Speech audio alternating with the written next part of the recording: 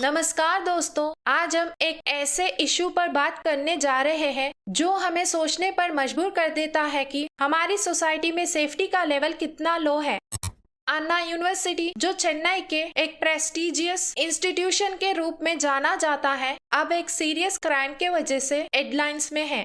23 दिसंबर की शाम एक लड़की जो सेकेंड ईयर इंजीनियरिंग स्टूडेंट है और उसका मेल फ्रेंड कैंपस के एक पुराने बिल्डिंग के पास घूम रहे थे। रात के करीब 8 बजे गणशेखरन नाम का एक 37 इयर्स का आदमी वहां आया। गणशेखरन ने पहले लड़की और उसके फ्रेंड का एक वीडियो सीक्रेटली रिकॉर्ड किया था। उसके बाद वो उनके पास गया और लड़की के फ्रेंड को धमकी दी और उसे वहां से भागने पर मजबूर कर दिया। उस वीडियो का यूज करके उसने लड़की को ब्लैकमेल करना शुरू कर दिया। उसने धमकी दी कि अगर लड़की उसकी बात नहीं मानेगी तो वो ये वीडियो पब्लिक कर देगा। इस धमकी के बाद उसने लड़की के साथ बलात्कार किया। क्राइम को अंजाम देने के बाद उसने लड़की से उसका फोन नंबर लिया और कहा कि जब भी वो फोन करेगा उससे मिलना पड़ेगा। अगले दिन लड़की ने हिम्मत दिखाते हुए पुलिस हेल्पलाइन को कॉल किया और अपने साथ हुई घटना की कंप्लेंट रजिस्टर करवाई। 25 दिसंबर को पुलिस ने उसे अरेस्ट कर लिया और गणशेखरन ने अपना क्राइम एक्सेप्ट कर लिया। पुलिस ने क्राइम सीन से सैंपल्स लिए हैं और अब अक्यूज्ड का मोबाइल फोन ढूंढ रही है। पुलिस को लगता है कि फोन में और भी एविडेंस हो सकते हैं जो इस केस को और क्लियर करेगा। गणशेखरन, जो कैंपस के पास एक रोड साइड ईटरी चलाता है, उसके खिलाफ पहले से ही 15 केसेस रजिस्टर्ड है। ये केसेस रॉबरी और थेफ्ट के हैं। 2011 में भी इसी कैंपस पर उसने एक और महिला के साथ सेक्स किया था।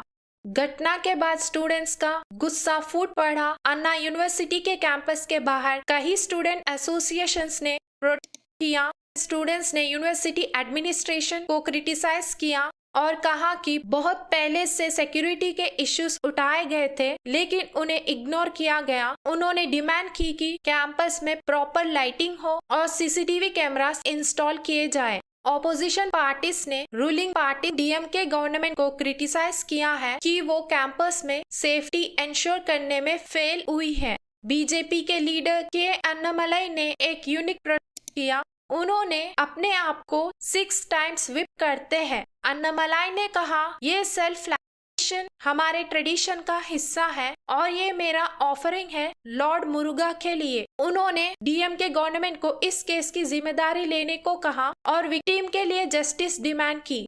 दोस्तों, ऐसे केसेस हमें एक बड़ी लेसन देते हैं कि सोसाइटी में सेफ्टी का क्या लेवल है। महिलाओं की सेफ्टी सिर्फ गवर्नमेंट या एडमिनिस्ट्रेशन की जिम्मेदारी नहीं बल्कि हर सिटीजन की ड्यूटी है। और आप लोगों का क्या कहना है मुझे कमेंट्स में जरूर बताएं।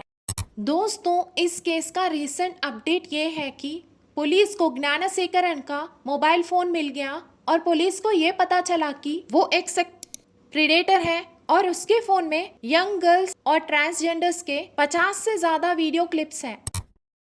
पंजाब के रोपड़ डिस्ट्रिक्ट के चौरा गांव का रहने वाला राम स्वरूप, जिसे लोग सोडी के नाम से जानते हैं, एक आम इंसान लगता था। लेकिन पिछले 18 महीनों में उसने 11 लोगों का किया। सोडी ने अपने विक्टिम्स को लिफ्ट ऑफर करता और फिर कुछ गड़बड़ होने पर उनका कर देता। राम स्वरूप का बचपन थोड़ा अलग था। जब घर वाले घर पर नहीं होते तब वो चुपके से मेकअप लगाता था और औरतों के कपड़े पहनता था। ये शौक तब और ज्यादा बढ़ गया जब वो 2005 में दुबई गया था। वहाँ उसने अपने जज्बात और अपनी होमोसेक्सुअलिटी को एक्सेप्ट करना शुरू किया। लेकिन सोसाइटी के तानों और लोगों के गुस्से ने उसके मन में दर्द और नफरत भर दिया। 2024 में सोडी का पहला शिकार हरप्रीत सिंह बना। हरप्रीत ने सोडी को उसकी सर्विस के पैसे देने से मना कर दिया। इस बात पर दोनों में बहस हुई और गुस्से में सोडी ने हरप्रीत का मर्डर कर दिया। सोडी ने हरप्रीत के पीठ पर धोखेबाज लिख दिया। ये लिखने का मतलब था कि वो अपने शिकारों को उनके धोखे के लिए सजा दे रहा है। सोडी के शिकार रैंडम नहीं होते। वो उन लोगों को टारगेट करता था जो उसकी बात नहीं मानते या उससे बदतमीजी करते। सोडी के शिकार मैकेनिक से लेकर सिक्योरिटी गार्ड्स तक थे। हर बार वो एक लिफ्ट के जरिए अपने शिकारों को अपने जाल में फंसा था। काउंटर करता और अगर पैसा ना मिले तो उनका कर देता।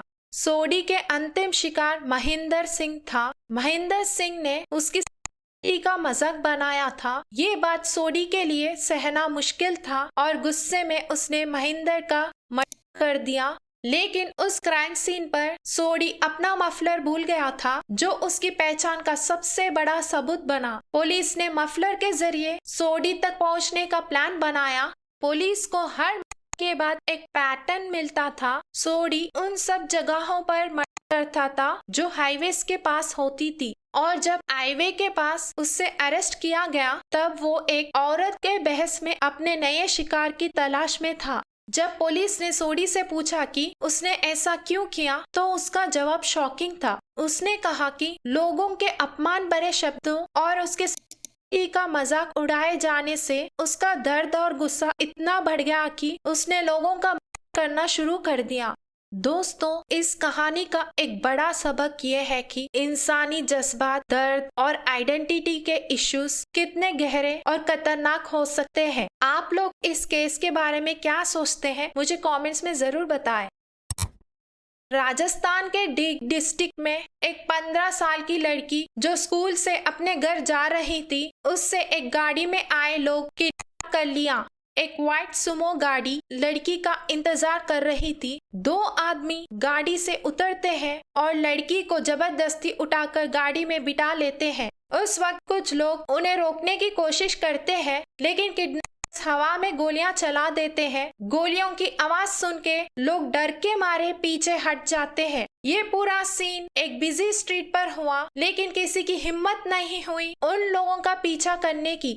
लड़की के पिता ने पुलिस को अपना बयान दिया। उन्होंने कहा कि लड़की की शादी पिछले साल ही कर दी थी, लेकिन कुछ ही महीने के बाद लड़की के पति और उसके पेरेंट्स लड़की को दहेज के लिए तंग करने लगे। लड़की के परिवार ने उसको घर वापस बुला लिया और लड़की ने अपनी पढ़ाई फिर से शुरू कर दी। लेकिन लड़की का ससुराल का यही खत्म नहीं हुआ। लड़की के पिता का कहना यह है कि उनके पास बार बार फोन कॉल आती है दहेज के डिमांड्स के लिए, और अब उनका शक ये है कि लड़की के पति, उसके देवर और उनके साथी इस के पीछे हैं। एफआईआर में उनके नाम लिखवाए गए हैं। पुलिस ने इस केस को लेकर तुरंत एक्शन लिया है। एफआईआर के बेसिस पर इंक्वायरी शुरू की गई है। सीसीटीवी फुटेज से क्लियर है कि ये पूरा एक प्री प्लान्ड किडनैपिंग था। पुलिस अब उन लोगों की तलाश कर रही है जो व्हाइट सुमो गाड़ी में थे। जो वार्निंग शॉट्स फायर हुए उनकी भी इन्वेस्टिगेशन की जा रही है। अब ये देखना होगा कि क्या सच में लड़की के इन-लॉज इसके पीछे है या फिर ये एक और बड़ा कॉन्स्पिरेसी है। दोस्तों, ये केस सिर्फ एक क्राइम नहीं बल्कि हमारे समाज के दहेज जैसे प्रॉब्लम्स को एक्सपोज करता है। डाउरी सिस्टम जो शादियों का एक हिस्सा बन चुका है, लड़कियों के जीवन को एक बोझ बना देता है। हर साल ऐसे हजारों केसेस हमें देखने को मिलते हैं जिसमें या तो लड़की दहेज के लिए होती है या उसका मर्डर हो जाता है, या फिर इस केस की तरह उसे किया जाता है। और इससे भी बड़ी बात यह है वुमेन सेफ्टी का सवाल। एक लड़की जो सिर्फ स्कूल जा रही थी, क्या उससे अपने घर लौटने का भी हक नहीं? आपका क्या सोचना है इस केस के बारे में, और डाउरी जैसे प्रॉब्लम्स को कैसे खत्म किया जा सकता है? आपके थॉट्स हमें कमेंट सेक्शन में जरूर बताएं।